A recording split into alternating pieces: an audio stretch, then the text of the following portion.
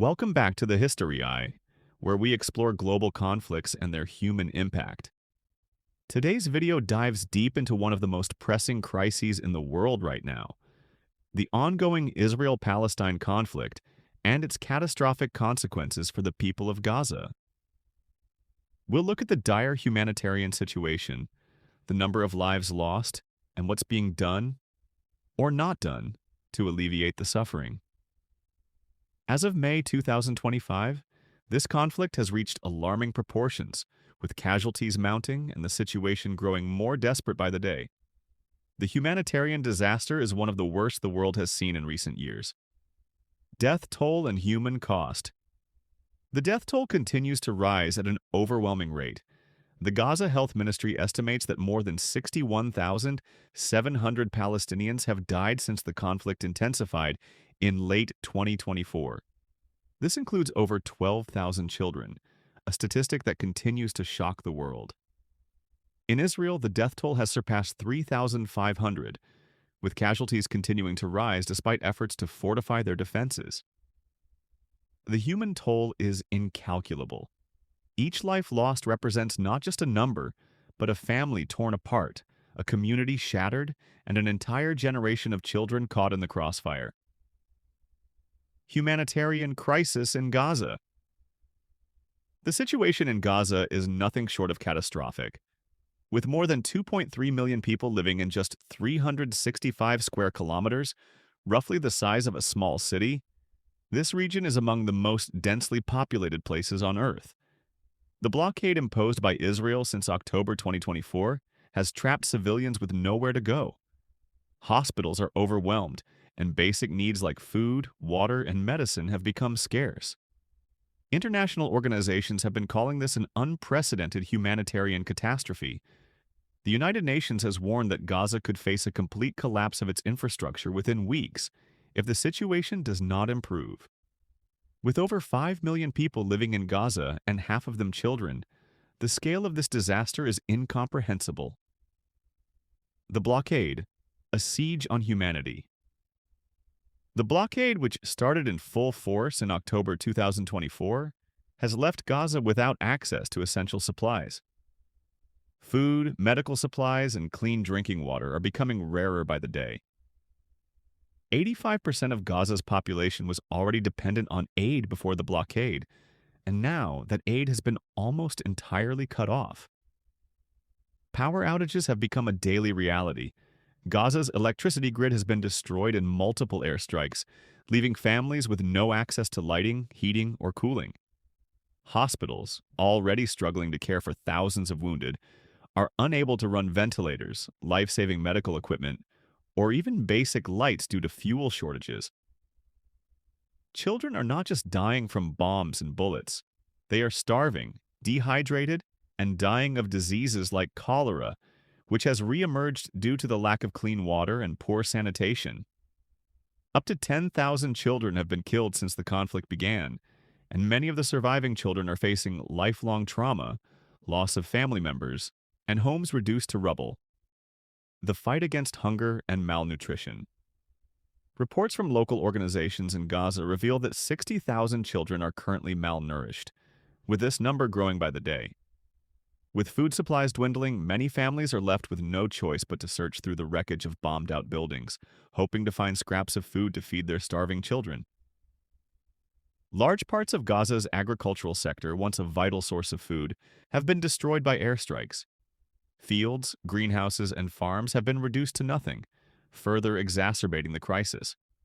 The United Nations has warned that the number of people suffering from severe malnutrition could rise significantly if the situation doesn't improve. Collapse of healthcare infrastructure. The healthcare system in Gaza has collapsed. The healthcare facilities in Gaza are overwhelmed and understaffed, and many are on the brink of closing. Hospitals are lacking even the most basic necessities: medical supplies, fuel for generators, and staff members. Over 10,000 people have been wounded since the escalation of the conflict, with many requiring urgent medical care, yet hospitals are too understaffed and underfunded to handle this influx.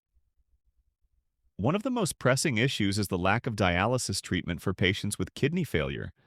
500 people who rely on regular dialysis are now at risk of dying because Gaza's hospitals have run out of the necessary equipment and supplies to keep them alive. The only cancer hospital in Gaza has issued a final warning, stating it will close its doors due to lack of resources and medical supplies.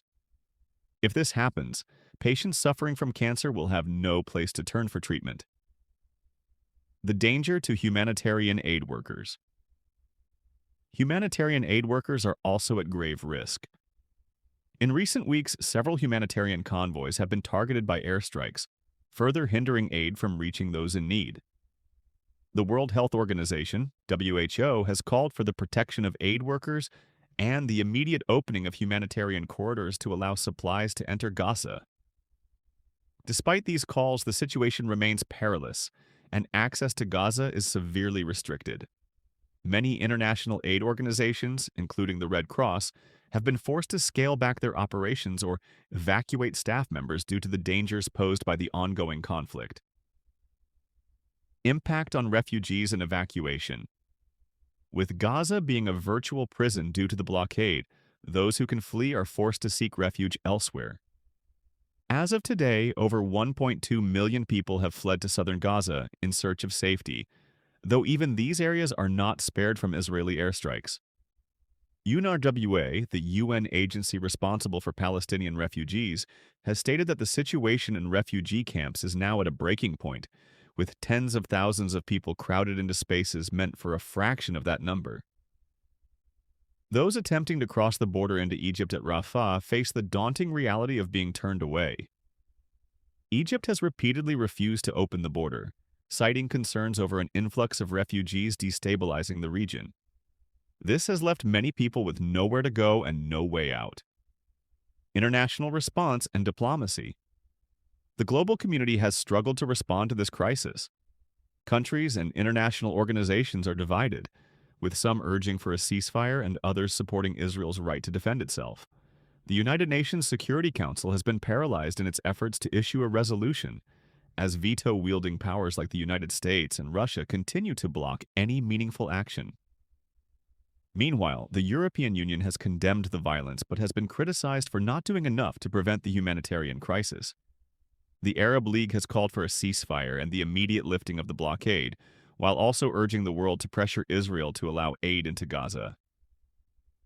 On the other hand, Iran has made it clear that any ground invasion by Israel into Gaza could provoke retaliation not just from Hezbollah in Lebanon, but from Iranian-backed militias in Iraq and Syria.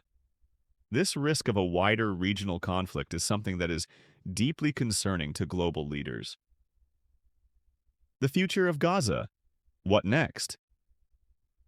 As the situation continues to unfold, the people of Gaza face an uncertain future.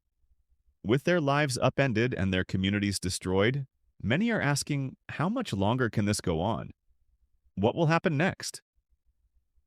The international community, while divided, is beginning to shift its focus from short-term ceasefire solutions to long-term peace-building efforts. If Gaza is to rebuild, humanitarian aid must be allowed in, reconstruction efforts must be prioritized, and long-term solutions to the Israeli-Palestinian conflict must finally be on the table. This conflict is far from over, and its impacts will be felt for generations. The numbers are staggering, the human toll is immense, and the world is watching. What can be done to end the suffering in Gaza, and what role should the international community play in addressing this crisis?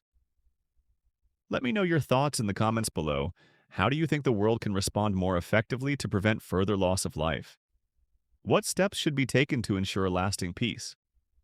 If you found this video informative, don't forget to like, share, and subscribe for more updates and deeper dives on global issues.